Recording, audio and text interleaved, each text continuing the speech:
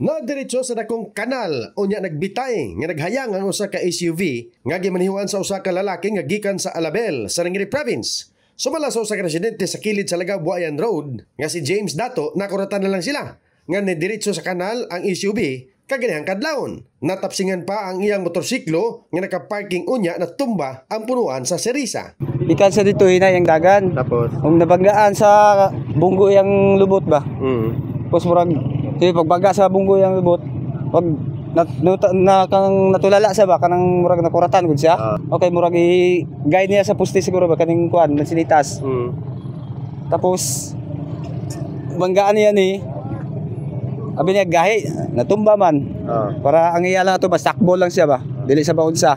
Nya kay nadalaman hulog sa dry. Nakalingkawas ang driver sa SUV sa maong sitwasyon apan nagdumili kini sa pagatubang sa kamera. Sulti lang ini nga wala siya naunsa.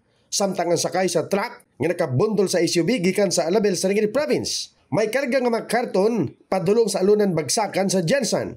Sumala sa usa ka sakay nga si Jonathan Redoble, mamumpo unta sila og bunga sa mangga sa ilang amo. Yun nga bangga yun.